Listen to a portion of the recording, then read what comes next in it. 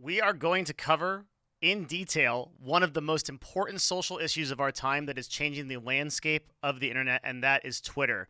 Understanding Twitter has become an absolute mess, and it's hard to know what to believe.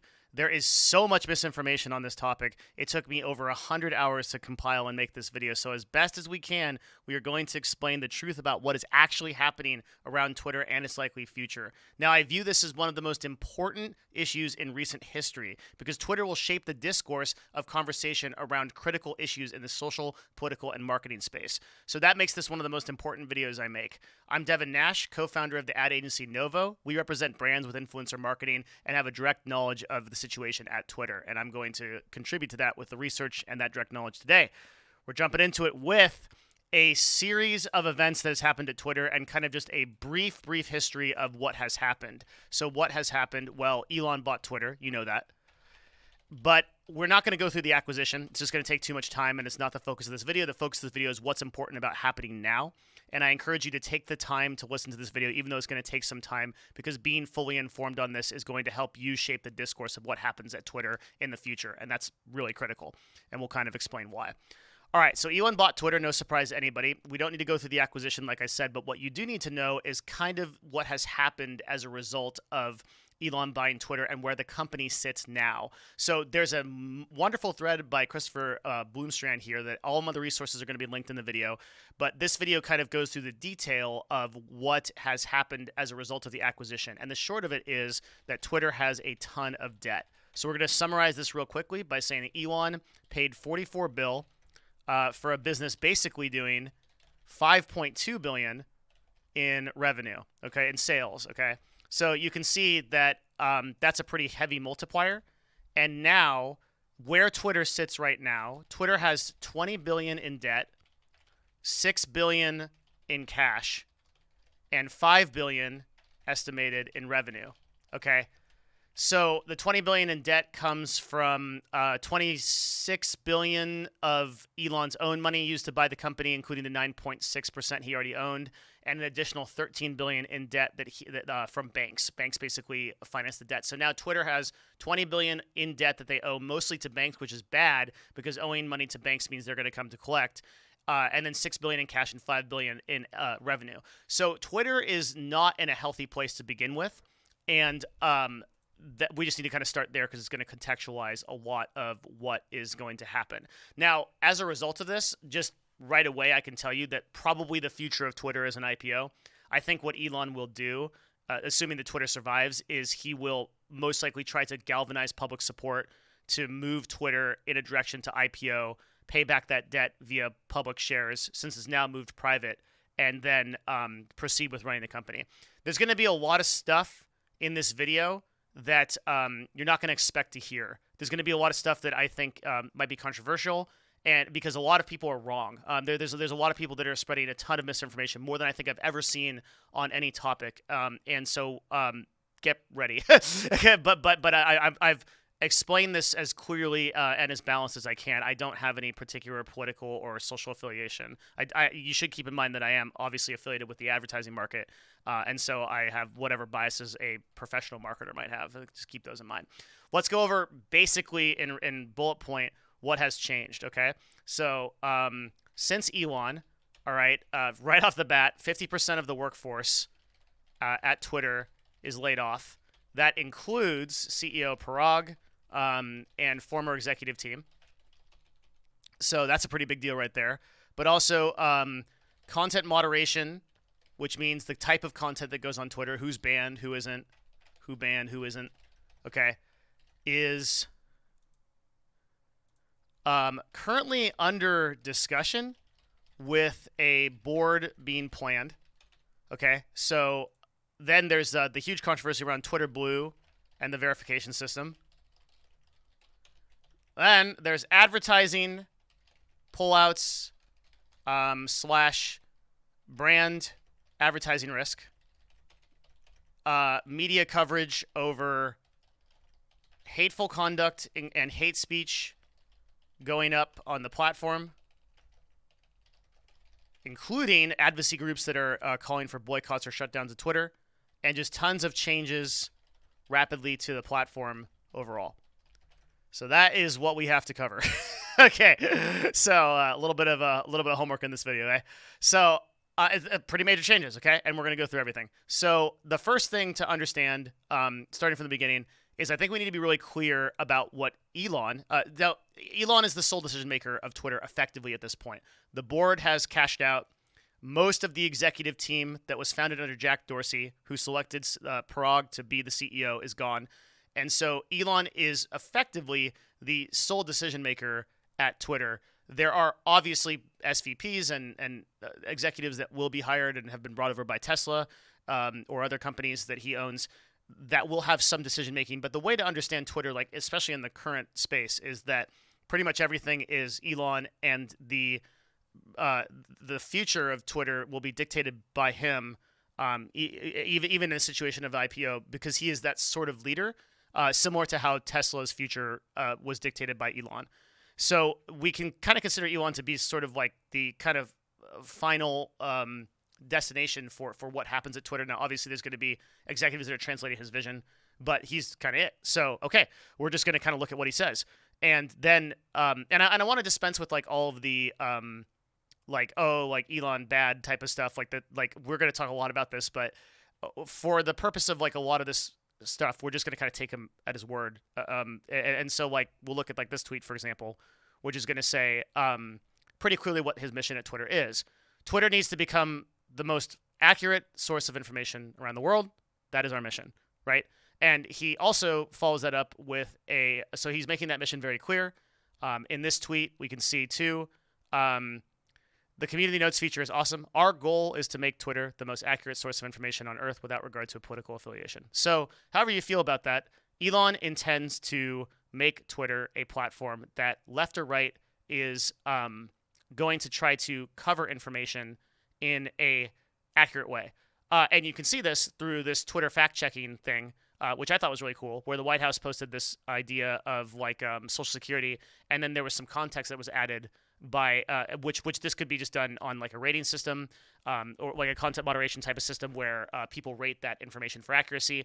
And I assume that major outlets in the 6 to 12 month timeline are going to be fact-checked like this, both on the left and the right.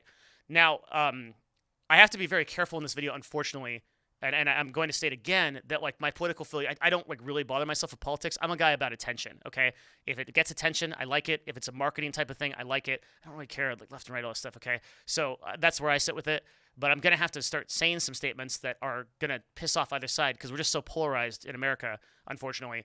And I'm going to tell you that Twitter, historically, under Parag and Dorsey's leadership, was a left-leaning platform, tended to move away from right-sided opinions, and the conservative opinions often were either suppressed or banned. And Elon intends to move that more towards the right because, in his view, which I think is the correct view, it has been moved more to the left culturally.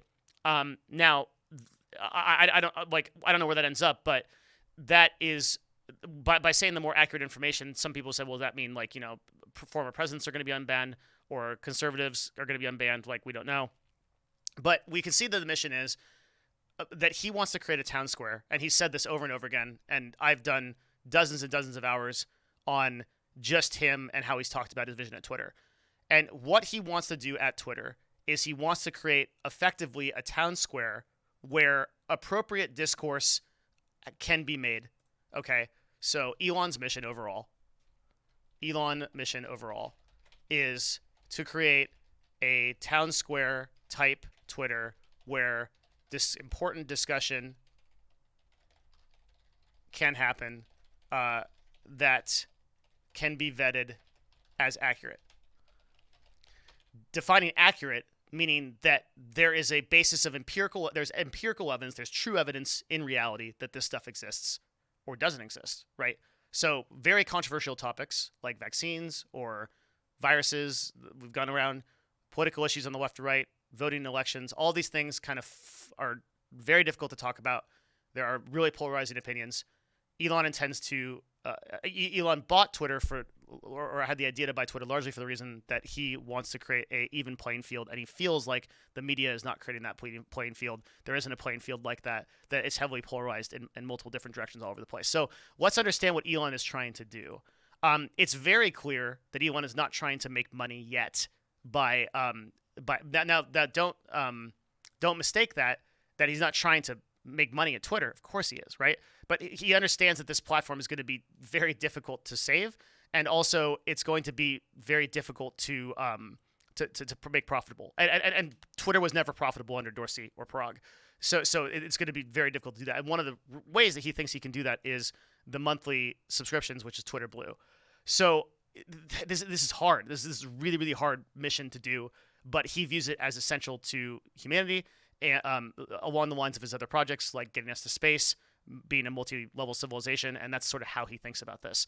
And a lot of people perceive Elon I will say before going forward that a lot of people perceive Elon to be this dumb billionaire who, obviously, I see so many tweets from people that are like, see, like, this just acquisition of Twitter proves that Elon is a dumb billionaire who doesn't know anything about business and is just making stupid decisions and got here via luck.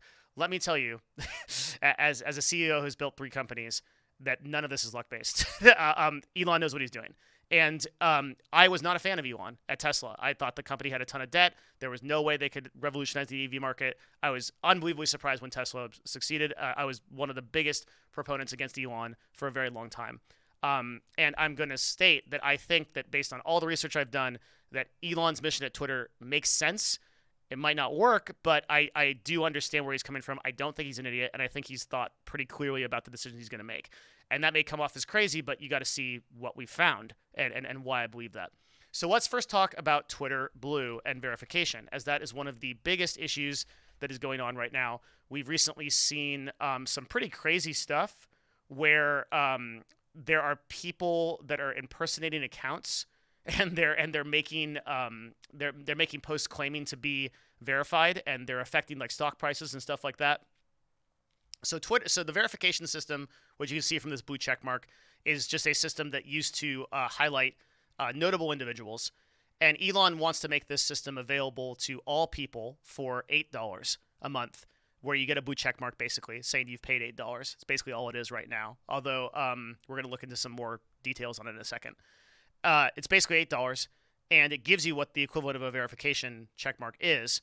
And then for people who are like the White House or certain media people or journalists or things, some such people that can get it, there will be a little tag that says official. You're an official person. And so there will be a check mark and an official person thing. Let's look at the goals for Twitter Blue. The goals for Twitter Blue are Twitter's current lords and peasants system for who has or doesn't have a blue check mark is bullshit. Power to the people, blue for $8 a month. Price adjusted by country proportionate.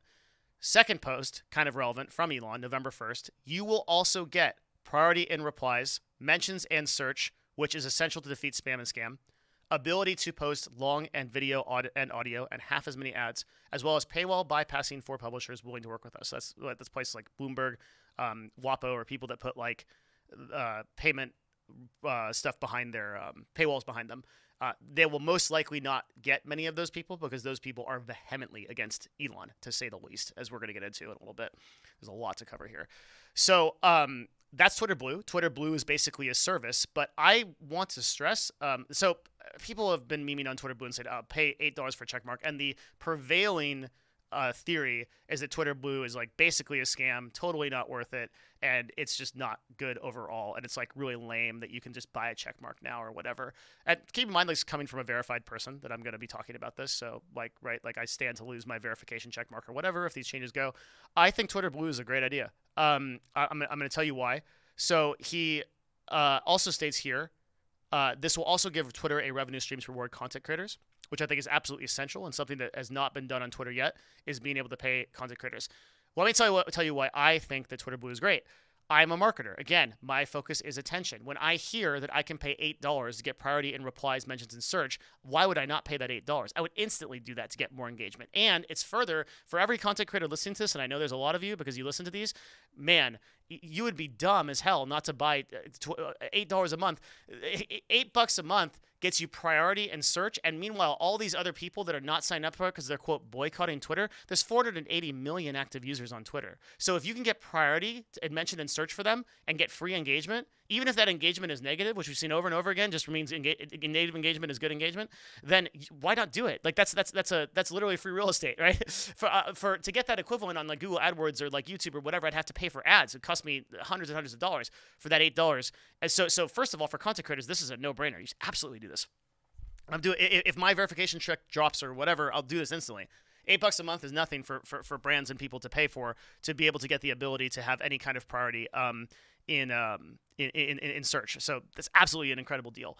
Now, no one cares about that, right? That's like if you're listening to this to try to figure out what's happening with Twitter, you care about the fact that why is Twitter Blue the $8 thing, and what is it going to do? Well, Twitter Blue is going to be a significant barrier against bots, spam, and scam. Now that sounds insane right now, because we're seeing like all these like stock companies, all these fake Twitter Blue things like come up that are like look like verification, and they're like there was one that was from Twitch supposedly that like showed splits. There's been ones where Nintendo got retweeted and it was just like a porn picture of Luigi. It got 4 million views. So right now, what I just said sounds insane. But what you have to see is that Twitter is going to be an iterative product, and it's going to move faster than it's moved in history. For the last 10 years under Parag and Twitter didn't change that much. Twitter was kind of the same service, and it just sort of kind of hung out. Under Elon, these changes are going to be light speed, and that's why they're scaring so many people. So, we may not even have a check mark. Like, this might be a blue check mark tomorrow. That might be a red check mark. It might be a smiley emoji. It might be a clown emoji. The stuff is going to be completely different. So right now, why this is bad, I'm looking at what Elon is actually saying and the vision. And I think the vision is to make Twitter Blue a barrier. And you might say, well, how is $8 a barrier against bots? Well, they have to pay $8 every time the bot gets shut down. And so that might not seem cost prohibitive to you, but it adds up if you're creating a bunch of bots. But a lot of people have said, well, Devin, it's no problem to like pay $8 and now you have another bot, right? That's $8 is not that much money. What they're not considering, though, is to make a bot, right? You don't just have to pay the $8, you have to buy followers, right? Every time. Every time your account gets terminated, you've got to buy followers, you've got to buy engagement to get your posts actually recognized. Because if you just make an $8 Twitter account with 0 followers, even if it has priority in search, there's nobody that can see it. Because that's just not, like, you're only seeing stuff that is either recommended by the algorithm or is you follow, or someone else follows and retweets, etc. So the actual cost of going through Twitter Blue to create scam opportunities is going to become prohibitive very quickly, because as Twitter aggressively starts to ban these bots, it's going to become more and more difficult to make them more cost prohibitive, because you got to buy followers again. It might be like $1,500, $1,200, whatever, to set up a whole brand new account just to scam people.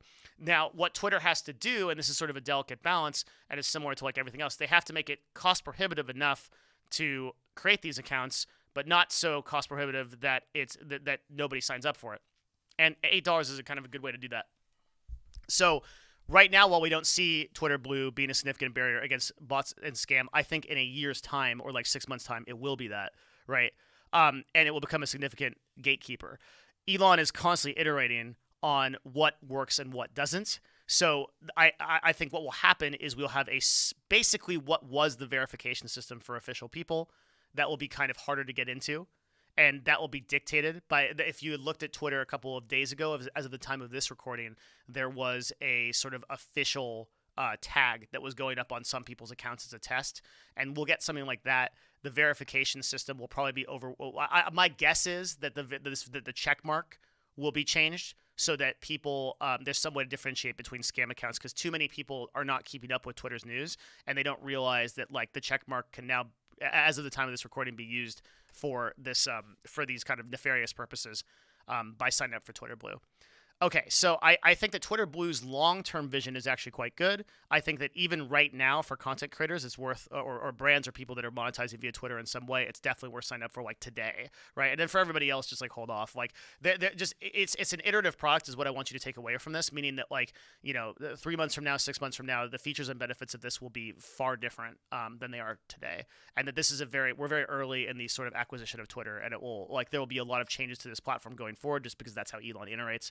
And also, Elon has a very move fast and break things type of philosophy, which is, I like that philosophy. I mean, I use it myself in the businesses I build, and I think that it works. So it's scary to people because most people don't like risk, and they don't like to take risk, but that is what it takes to build successful platforms. You kind of go as close to the sun as possible, and you either burn up or you thrive. Okay, that's Twitter Blue and verification. Section 2 was I want to talk about advocate groups. We're going to get into the real spice now. Hateful content and advertising problems.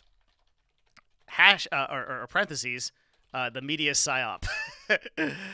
So a psyop is a deliberate attempt to get you to believe something that isn't happening. And I have seen this done by the media before, but maybe never to this extent. To the extent that there are multiple agencies, multiple advocate groups, and multiple groups that are calling for total advertising boycotts and the actual shutdown of Twitter. So here, this is the NAACP calling for a total advertising boycott after meeting with Elon Musk, saying that the racial slurs have spiked, conspiracy theories have spread. Here's one that particularly makes me pretty angry. The Color of Change organization, and this is just one advocacy group that's doing this. There's so many more. Elon Musk agreed to our demands after our meeting, only to immediately begin taking action to undermine the very demands he agreed upon. In response, the hashtag Stop Toxic Twitter Coalition and Color of Change have launched an advertising boycott of Twitter. I say this pisses me off because I am actually a contributor to Color of Change. Our podcast raised $35,000 for Color of Change. It frustrates me quite a bit that they're coming after Elon in this way. And this is all predicated on the idea that racism, hate speech, and in general, just hateful conduct, that the idea that hateful conduct has increased. Hateful donut here. Hateful conduct has increased over 500% since Elon joined Twitter. And that Elon is not only going to not prevent this, but that he is going to allow it. And as a result, you've had very significant groups of advertisers, including IPG, Media Brands, which is a major advertising group that does billions and billions of ads, has paused their Twitter ads. And we've paused our ads on Twitter, our agency, as well as multiple other groups, as well as a huge list of brands. It's actually this list of brands. So there are people in here like General Mills, United Airlines, Johnson & Johnson. These are major companies all pausing their ads, not only as a result of these advocacies, but also to kind of try to figure out what the hell is happening. And it is frustrating because this is the first thing we really have to dive into. It's not true. The hateful conduct thing is just not true. I'm going to try to cover why. I got to find my notes on this. And we're going to start by the former head of trust and safety, who had been posting a large amount of data on this. And for this kind of thing, we have to trust data. And I've got to explain what happened, okay? There's a thing called the fire hose, which is an API that is a sort of like plugin, okay? And the Twitter fire hose just reports data to people who have access. The people that have access are usually agencies, people like us, that we plug into what's called the fire hose, and then we get a stream of data that tells us all kinds of things. It can tell us things about like engagement. It can tell us things about like usage on Twitter. There's also ones for Twitch and for YouTube. Agencies have special permission. Now, the fire hose tracks the amount of like sort of like hateful or like racist posts or things like that on the platform. And so it is true. It is completely true that the hateful conduct went up and spiked significantly in the days following Elon going on the platform. Now, to be clear, this is not Elon's fault, right? Elon had no ability to change the amount of hateful conduct on the platform after Elon took over. This was bad actors that were creating bot accounts whose objective was to basically watch the world burn. And it was not Elon being like, okay, everyone, like, post hateful content. Yeah, like it wasn't that. There was none of that, right? It was just bad advocacy groups. So Yoel, former head of trust and safety, provides really good data on this and says that not only there was a surge on Twitter of hateful content on Twitter, but they've removed it. But more importantly, the amount of successful impressions that this stuff got was next to zero. Impressions on this content typically are extremely low platform-wide. Now, why is that? Well, because what ended up happening was, remember I told you that hateful conduct did indeed go up 500%, but it went up with people creating bot accounts that had no followers. So all this hateful conduct did exist, but nobody sees it. So like the equivalent of what the media is telling you and all these advocate groups are telling you is that basically if a person goes into the woods and starts shouting racial slurs and there's nobody around, right? Did hateful conduct in the woods increase 1,000%? Well, it sure did. There's nobody doing that before, but there's nobody there to see it or to hear it. So it's effectively zero. That's what nobody is telling you about this. It's the big lie. So the hateful conduct has gone up on Twitter because these bad actors made these accounts and immediately started spamming it. But Twitter was very quick to ban them all. And like we got to go into the woods and we got to go pull that guy out and we got to be like, hey, don't do that. And like we got to address that problem. But it's very important to note that this hateful conduct, hate speech, all the stuff that has been supposedly happening has not hit the mainstream timelines of people on Twitter, and almost nobody would see it, right? Those accounts were dealt with, and the impressions were actually successfully suppressed by the algorithm. As Yoel says, impressions don't tell the whole story. These issues aren't new, and the people targeted by hateful conduct aren't numbers of data points. We're going to continually invest in policies and technology to make things better. And so I encourage you to look at this. This is in the link down in the video description. But you can see how much of this data is actually shown in terms of impressions to people, and the answer is not very much, right? So it's unfortunate that all of these groups are basing so much of their argument on this hateful conduct, when what's actually happening is Twitter is addressing these things very well, even with a severely reduced staff, and that's only going to get better as these places rebuild and that sort of thing. And then we start to see something that I think is kind of painting a more nefarious picture. And so here's the New York Times claiming that I just want you to like read this byline. So according to messages shared in Twitter Slack, Twitter CSIO, Chief Privacy Officer, and Chief Compliance Officer all resigned. An employee says it will be up to engineers to self-certify compliance of FTC requirements and other laws. All of this is extremely dangerous to our users, the message says, given that the FTC can and will fine Twitter billions of dollars pursuant to FTC consent orders, extremely detrimental to Twitter's longevity as a platform. Our users deserve so much better than this. So what this is ticking me off about is this story, okay, is saying that effectively two executives left Twitter in protest of Elon telling them to like not comply with the FTC. Okay, so like read the byline really carefully. The first one says, according to messages shared in Twitter Slack. So they didn't see it. The Chief Privacy Officer and Chief Compliance Officer resigned. And now there's a separate byline that says a random employee says it will be up to engineers to self-certify compliance. All right. And then this random employee also said all of this is extremely dangerous for users. But if you don't read this carefully, you think the executives resigned and said this. Let's look at what the executives actually said on Twitter. Well, okay, the first executive that resigned said, I made the hard decision to leave Twitter. I have the opportunity to work with amazing people. I'm so proud of privacy, security, and IT teams and work we've done. The second executive that left that they're referring to said, life update, yesterday I resigned from Twitter. My 10 years was the most rewarding in my life. Extremely grateful for my follow tweets, and most especially my very special team. You're all my favorite. So that's their actual statement. They didn't say any of this fear-mongering shit. They didn't say anything about certifying compliance. It's a lie, but the New York Times is lying, okay? Like that's not true. So you see this again with The Verge saying that there was a security problem here, where The Verge says that we heard from a lawyer that the FTC is going, that we're going to move out of FTC compliance. Elon puts rockets in space. He's not afraid of the FTC. But they withheld the name of the internal lawyer they heard from on Slack, okay? And then they said, and then The Verge just claimed that they overheard this from other lawyers. And it doesn't stop there, okay? These guys are so desperate for a story, they sent people to the Twitter headquarters to hunt for people that were getting laid off. And guess what? These two guys came out and they held boxes. And these are major news outlets. CNBC, Bloomberg, ABC took interviews and published live interviews with these two fake employees named Ligma Johnson, Rahul Ligma, okay? And their editors published these stories without zero fact checking.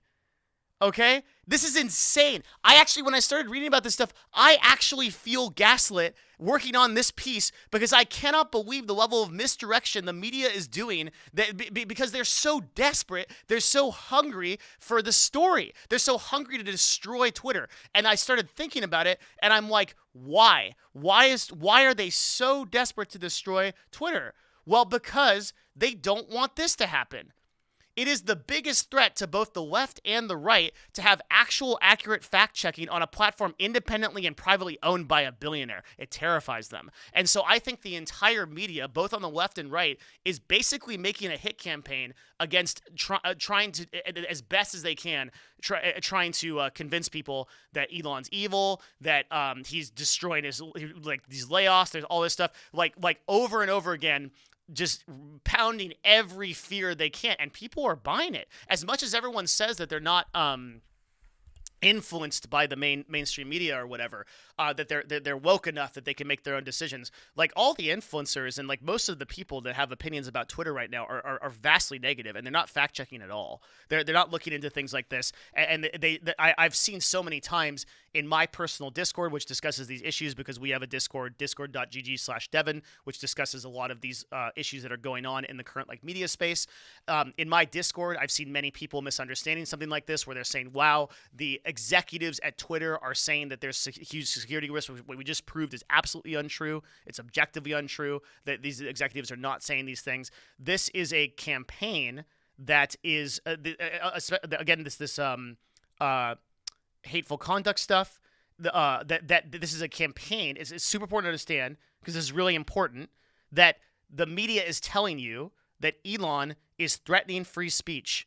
Okay? They're saying that Elon taking over this platform is threatening free speech by him locking down who gets to say things and who doesn't. But the media is doing that to you. The media is doing that to you. They're telling you something that is not true, and they're controlling the speech. They don't want influencers and other people to be out there saying things about what is actually going on that gets fact-checked, because that scares the hell out of anybody that's spreading stuff that is not true. Okay? So they are the ones doing that by telling you that Rahul Ligma is a laid-off Twitter employee outside the office, and fear-mongering this stuff happening. It's crazy, okay? And again, there is no evidence that hateful conduct has been increasing in a way that has there's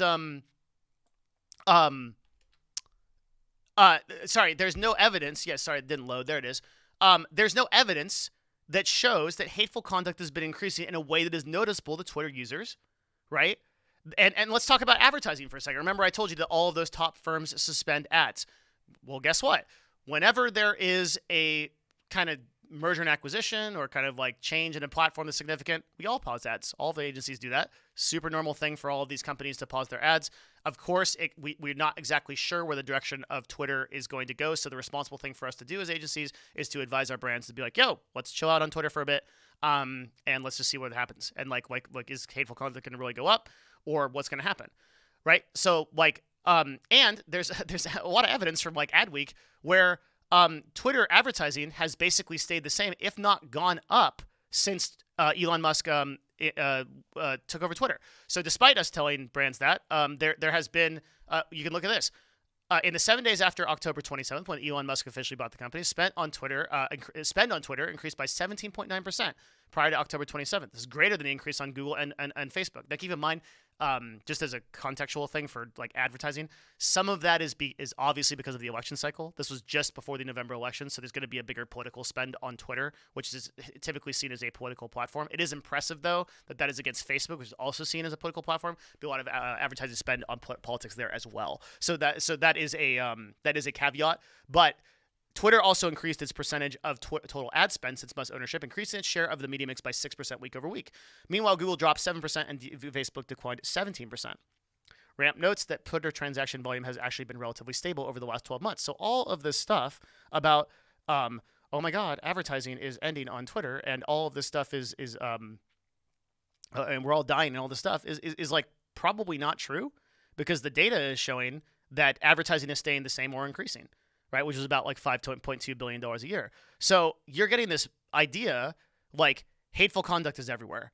Advertising is going out. Twitter is like, how many tweets have I seen in the last couple of days that like Twitter is absolutely going to like destroy itself by the end of 2023? It's not true. Like, there's no evidence of pointing to these things. Okay, the biggest problem that Twitter has, and it is a big problem, is debt. And debt is what they're going to have to work through. But Elon's very familiar with debt. First of all, he's got Larry Ellison and a bunch of other guys that can put in billions of dollars to keep this company running. Second of all, he just cut 50% of the staff, which we're going to talk about next. And that's a whole big thing too. There's a lot of misunderstanding around that. So cutting that much people in staff and continuously cutting expenses on Twitter is going to yield less expenses for the company. It's gonna run a lot cleaner. And make no mistake, like the debt situation.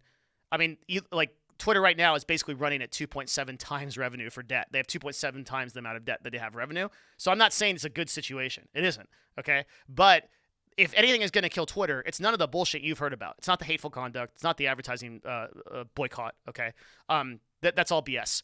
What's going to kill Twitter is it's going to sink under debt, and it's going to slowly move into the realm of just kind of like not being updated and sort of slowly dying. I don't think it's going to happen. I think there's more evidence for some other stuff.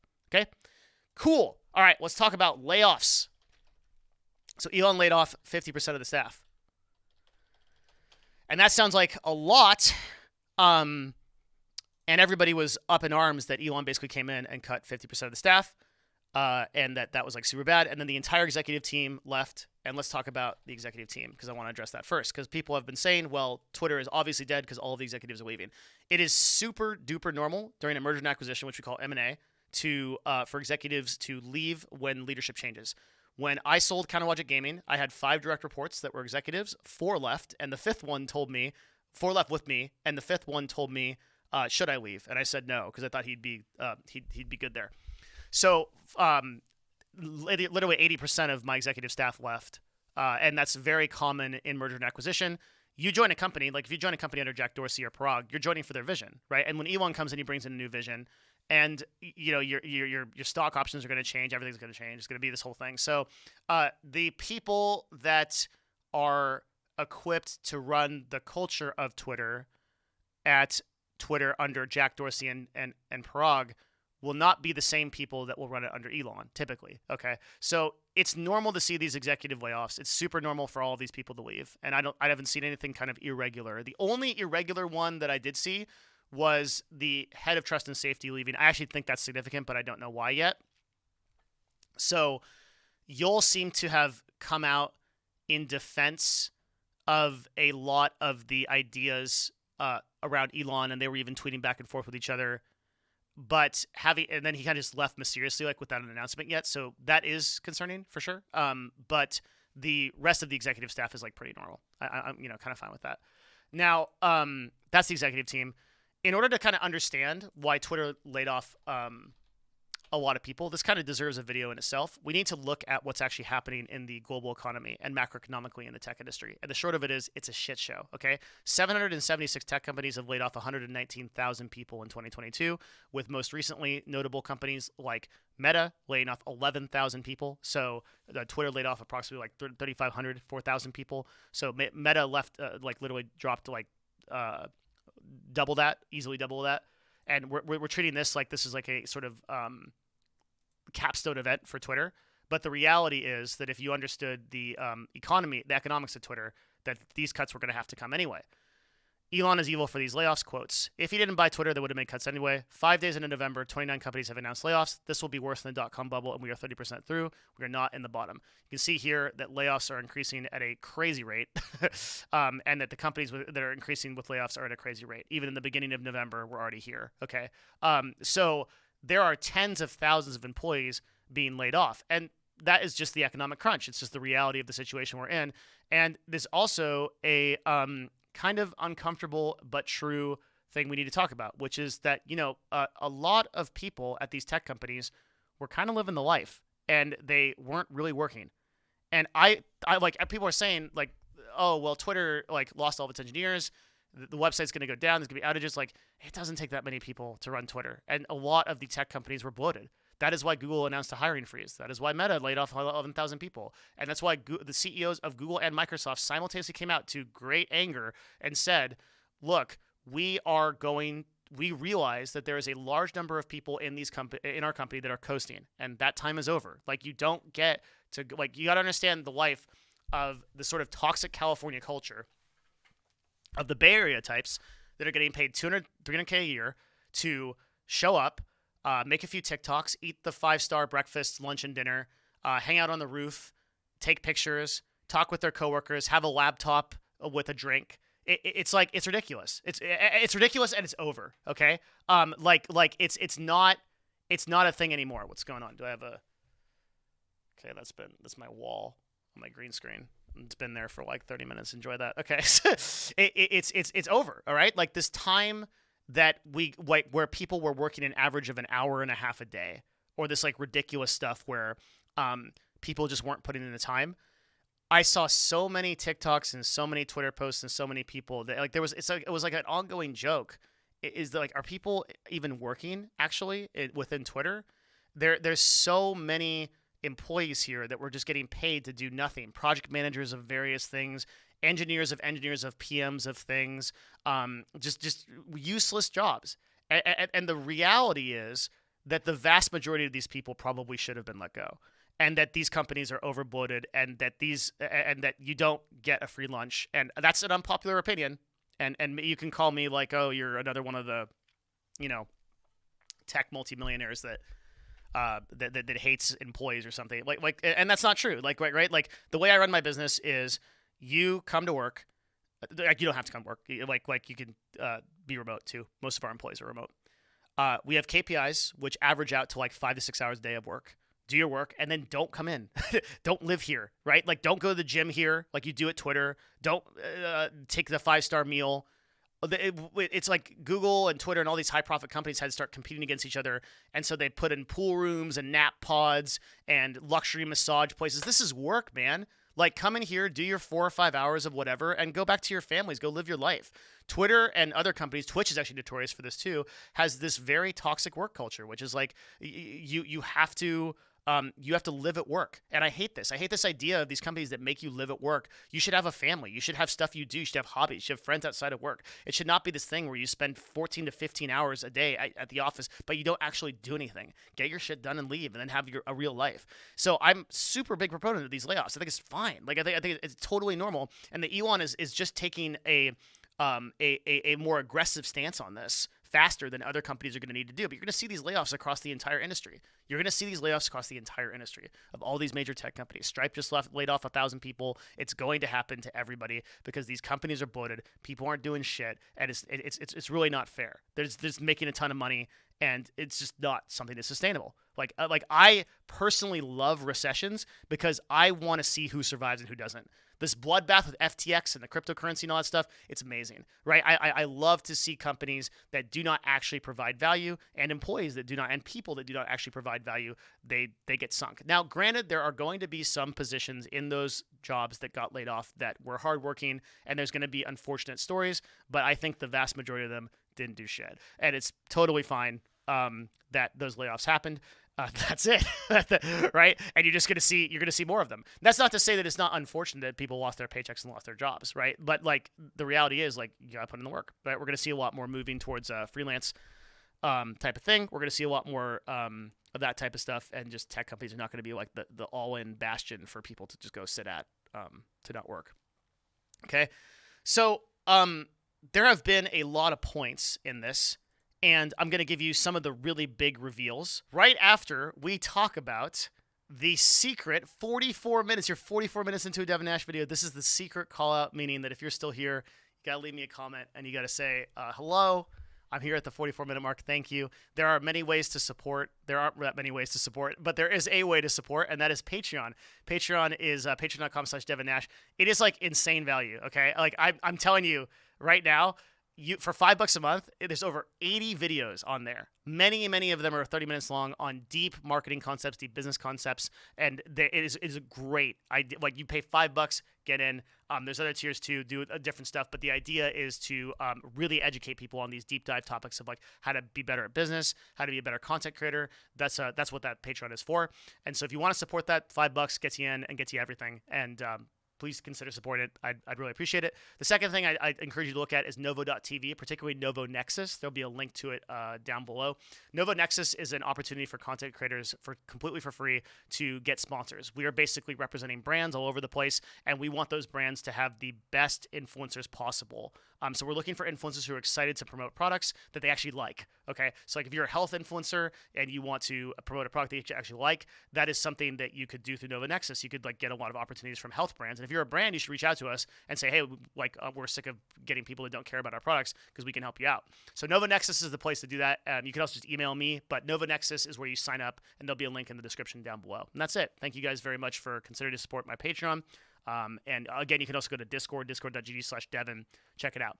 So let's go back to Twitter and let's talk about some of the key points, okay, that we got from here. And the first one is that like people are saying that Twitter is dying, Twitter is etc., Twitter is whatever, right? But as Elon notes out, Twitter usage is an all-time high. I hope the servers don't melt. And he literally says why right here. Sometimes it doesn't load. It must be the engineers that left.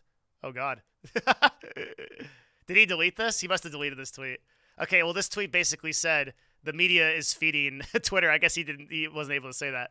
So now I can't prove that because that tweet's gone. But he actually said the media is driving Twitter growth. Oh, yeah, it says right here it's been deleted. Okay. So anyway, he does say it right here where he says Twitter usage is at an all-time high. And so I think there's a couple of takeaways that you have to know about, like, and then we're going to talk about like the big future of like Twitter and things like that. Okay. So key points. Number one, the media is looking for reasons to be upset about this. And I learned a lot making this video. It took me a long time to make this video. Again, I really did research for over 100 hours to find like all this data and to cut out things and to just figure out like what's real and what isn't, and like try as much as I can to back this stuff up by data, like especially the hateful conduct stuff and things like that. So the media is looking for reasons to be upset about this. And I learned a lot about influencers from this, like where I have influencers probably like you do that I trust to bring me good information. And like almost universally, all of those influencers had the wrong take on this one and just sort of followed this sort of public opinion. And like what I'm starting to see is that like a lot of these outlets, these big media outlets that are producing this information now have Twitter accounts themselves. And it's not just articles, but like people just kind of go off what they say. And the media has actually figured out a way to kind of worm its way back into convincing people of things. And now everyone is sort of blindly kind of following this Elon bad, Twitter doomed type of philosophy, and no one's really thinking for themselves and really looking into the data. That's concerning. And I'm much less likely to kind of trust the influencers that don't have that empirical data going forward. Disappointed in quite a few influencers who I won't name. It's not my style, but people that I would follow that I just do not think have a informed or empirical vision on this. And maybe it's not because they're business owners or agencies or things like that don't see it in the same way. But yeah, the conversation, right, which is short form, we're going to talk about that in a second, is happening on Twitter, especially for social issues, politics, and gaming. So right now, as of the time of this recording, November 2023, 2022, we're not there yet. Short form, which means 240 character conversation about social issues, politics, and gaming, it lives on Twitter. It doesn't live anywhere else, right? It's not Facebook. It's not TikTok. It's not Instagram. And furthermore, none of these other platforms can really there's been a lot of talk about people moving to Mastodon. Mastodon is extremely difficult to use, hard to sign up for, to Parler or to Rumble. these are websites that typically harbor no-rule platforms. No-rule platforms struggle with getting advertisers and struggle with getting, how do I word this, sane people. So if there's just, like, if a platform is allowed to just, like, you can say whatever you want, right? Like, true saying whatever you want and has no regulation, no one that's, like, really reasonable is going to give that the time of day. Nobody wants to log into their timeline and just see a ton of hate speech and a ton of, like, real hateful conduct, like true hateful conduct, right? True racism, these topics. Nobody wants to see that stuff. Nobody reasonable. So those platforms are never going to take off, right? They're not true competitors to Twitter. I do not see a true competitor to Twitter out there. I just don't. I don't think there's anywhere for these people to go. Where are they going to go, right? All these people that are leaving Twitter, all these people that are saying, I'm mad, I'm no longer going to support this platform. What are you going to do, right? They're going to be back. They're going to be buying Twitter Blue. Especially like the biggest joke, right, is these people that make money off of Twitter. They're the people that make those annoying threads that have a newsletter that they're going to sell to you, that you're going to buy their course, okay? And then they're like, I'm done with Twitter. Bitch, you're going to be buying Twitter Blue and doing your stupid threads when you realize that there is no other place to go. And like we saw this with Twitch, right? Like how many mistakes has Twitch been able to make as a platform? Because there is just no live streaming competitor, right? There's no real competitor, right? Now, as soon as YouTube started to like rear its head and started doing very well, Twitch had to like up its game. And in the exact same way, if Twitter shows up with a legitimate competitor that's willing to like regulate and doesn't have these kind of like crazy ideas, then there could be something there. But like Mastodon has something like 1 million users, Rumble has something like I don't know what, but like we're still looking at like 480 million users on Twitter. Like this, the conversation for short form is just not even comparable anywhere else. But the other thing, and this is something that I personally want to talk about, it's kind of my favorite part of this video actually. People won't be able to resist Elon. What do I mean by this? There is a concept that I love called outrage marketing. The idea of outrage marketing is basically that you say things with a deliberate attempt to provoke and sort of like evoke a response in people, okay? So you say something like what Elon said here. Twitter usage is at an all-time high, LOL, okay? I just hope the servers don't melt. Now, what he's doing here is he's baiting two types of responses. One, he's going to bait the responses that are positive, which are like, yeah, Twitter usage is at an all-time high, awesome. But responses like this, Twitter is not even close to reaching its full potential. Like, right, somebody saying that. But then he like Elon's Twitter takeover could be the biggest thing, right? Then you get the haters. People are rage posting about you, okay? Right? Like, yeah, we are the people who are raging the same. They're saying they're leaving the app, okay? So Elon is a master of conversation in a way that very few human beings have mastered. And this outrage marketing concept is one I am fascinated by. I've done some videos on my Patreon about this that are just, they're so interesting. Elon reminds me so much of Donald Trump's ability to just galvanize people into response. And one thing you have to understand about an impression, this is like one of the most important marketing concepts I could ever tell you. An impression doesn't have to be bad or good. It is neutral. When an impression hits, even if it's a hater, it increases the total visibility because all of the followers, most people are neutral, right? Most people don't hate Twitter and most people don't like Twitter. They don't care. They got other stuff going on. They got to pay bills. They got stuff like that, right? So realize that like the vast majority of the audience is always neutral at every issue, okay? No matter what it is. Most people just, they CBA, dude. They cannot be asked, okay? So if you start to promote something positively, you then like more people see it. But also if you promote something negatively and you get a negative response, more people that are neutral see it too. And then those people make their own decision, which is not typically bad. Most people won't just be like, oh, this is like a bad impression, like I'll also make this. Like we've seen this over and over and over again. There's just, I need to make like a whole separate video if I haven't already. I know I had a couple on Patreon, but just showing the amount of advertising campaigns that have garnered horrible responses, like Fortune 500s that have garnered horrible responses from bad ads, and then the sales go up because the impression, like the negative impression leaves your mind, but the idea of that brand when you next see it doesn't. So you think like, oh, Coca-Cola made a bad ad or whatever. And then like later you're in the store and you're like, you don't remember the ad, but you remember Coke and you're like, yeah, I'm going to grab one of those. Right? That's just how it works, okay? Elon is a master baiter, okay? He is one of the best. Again, I think there's only one other person in the world alive today that is as good as him at this. And that is that he can continuously make conversation. I wish he had left up that tweet. I really do. I'm so sad he deleted it. The one this morning that said, I'm just using the media to basically grow Twitter, and it's true. All of these freaking advocacy groups, all of these news articles and everything like that, all of these people saying this stuff are just fueling the fire, okay, to make Twitter a way bigger platform. All of this stuff is just gonna be more and more like to fuel the fire of Twitter. And CNBC doing this, like how many people were talking about Twitter before this? There's so many. I guarantee you Twitter signups are at an all-time high. Where's his tweet saying that? Where he actually shows the graph. Elon actually like says it outright. And he shows the graph of it, I'm pretty sure. Just stating that it's driving a ton of growth. Did he show the graph here? I have it somewhere in my notes. Maybe I'll edit it in. But yeah, like he literally, I have so many notes here that he literally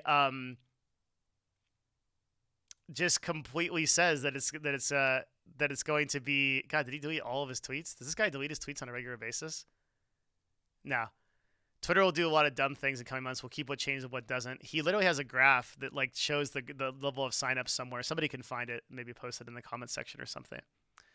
And it's just insane how well this is working. So I think that like one of the key points to take away from it here for the future of Twitter is like everybody, like people can't resist this. They can't resist drama. They can't resist good conversation. Anyone that's been on Twitch knows this. Like people are going to keep talking about this. And as long as they keep talking about it, it's going to drive growth. And then the platform's going to get more users. That's how it works. And it's just the negativity is going to drive growth. So let me kind of give you an overview of like where I see like the platform going overall. Okay, like just as a result of like these kind of key points and everything. I think that Elon is going to push this baby as close to the sun as he possibly can. And I think that it's going to do one of two things. It's either going to grow wings and fly or it's going to burn. Okay.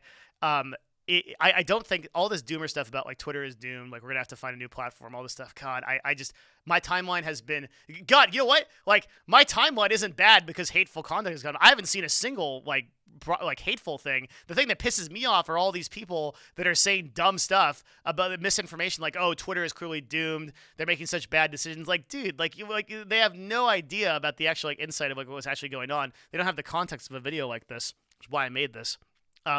Showing that like really like stuff is fine. We didn't need all that staff. We like the hateful conduct is under control. The advertising boycott is not as bad as it seems. It may even be favorable for Twitter. Signups are at an all-time high. Usage is at an all-time high. And this is all bullshit, man. This idea of like Twitter like dying and everything has no empirical evidence. It just doesn't, right? So like it kind of pisses me off that like so many people are feeling these just like opinions that the media just puts in an article and has sources like this guy told us. Like where I've said this before. I made angry Twitter threads about this. Where the fuck did integrity go? Where did investigative journalism go? Why did these major media outlets literally run down to Twitter headquarters and interview a random guy and then be like, clearly that's a Twitter employee. Post it up, pull it up, let's do it, put it on the live screen. Vet it, everything, and then like don't even apologize for it. There's no investigative journalism. There's no empirical evidence. There's no work. Not a single person put in the hours that I did to actually like look at like is there actually hateful conduct? What's the Twitter fire hose look like? What's the API look like? Is there actually advertising boycotts? Like what does it actually look like? They just parrot like, oh yeah, we heard from a lawyer at Twitter who told us that it's really bad, and since it's really bad, you better believe it's really bad. And everybody goes, it's really bad. Oh my God, it's over. Like, dude, I hate to be this guy. I literally feel like I'm on the podium right now. Like the crazy guy. It's like, they're putting stuff in the water. Like I'm that guy right now. And it feels bad. But dude, like stop trusting everything you read. Like look for evidence. Like look for stuff. Like stop tweeting this dumb bullshit and like spreading this misinformation. Like do the work a little bit at least to go look at the empirical evidence and see what's actually happening. Because like this stuff is just not true. Or watch a video like this. Or I'm sure there's other sources of people that actually compile this stuff like me. I don't know. Good God. Okay. Is Twitter going to die? If it does, it's going to die because of the reason that all companies die, which is like we ran out of money, man. We had too much debt and we couldn't make the revenue model work, which is a super like so there's a let me impact that real quick. When Elon said we could go bankrupt, which he said in a Twitter all hands the other day, and everyone goes, Elon's saying we're going to go bankrupt. Why would a billionaire who spent $40 billion buying a company, would he tell all of his employees that they're going bankrupt. Why would he say that? The way the media reported this was like we're going bankrupt for sure. Elon says we're going bankrupt. No. Elon said, quote, right, bankruptcy is a possibility, which is absolutely true, right? Like we're 2.7 times debt, like revenue. It's not good. Like we got to figure it out. If the business model doesn't work, we're going bankrupt. True, right? Like, okay, like completely true. Fine. But like to impose this idea on people that like they're going bankrupt for sure, that Elon would be stupid enough to like say that, like, of course he wouldn't, right? He doesn't want to destroy the company, right? You know that, right? Like he doesn't want to blow up the company. He just wants to let people know truthfully that yeah, bankruptcy is a possibility, which is absolutely true. It was true before he acquired the company. They were heavily in debt. They were very overstaffed, and I don't think Parag really would have had what it takes to do the layoffs that Elon did, which were absolutely necessary to keep that company alive. It was just paying people way too much. So like Elon saying something like that, where it's like, oh yeah, there could be bankruptcy. Like every single thing needs to be this headline that like we heard from somebody that we like, but really like Twitter could be a success story. It really could be, but it's going to have to figure out the business model. And this is like, again, this is not new, right? This is not something that old Twitter wouldn't have had to figure out. Twitter was never profitable. So like when the recession comes and it's really time to like shit or get off the pot, you got to figure it out. And if you can't make the company profitable and the business, it's going to be hard. Like making a subscription model is hard. You got to provide enough value. Monetizing via ads is hard, especially because Twitter CPMs are typically lower, around the realm of like 30 cents to $3 than Google AdWords or other people that can provide more value through like video call to actions or things like that. It's a difficult thing. I don't know what's going to happen there.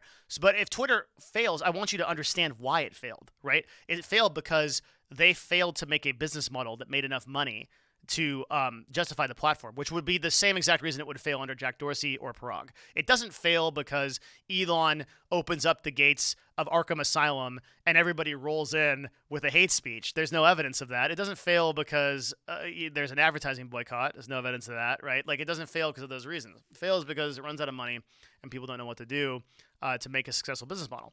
So you kind of now understand. I hope if you take away anything from this video, it's like how messed up the reporting was on this. and how much work it took me. I don't matter, but like how much effort it actually takes to get the real data. And that is what Elon is trying to stop. I really believe that. That's why I'm a kind of a big fan of this acquisition, to be honest. Again, not a fan of Tesla in the past. I don't own one. I don't think I will. But this is kind of messed up. Like we're in a period of time where the media can kind of make you believe sort of whatever they want, which is really dangerous. And it already has a lot of implications for like our socio-political situation.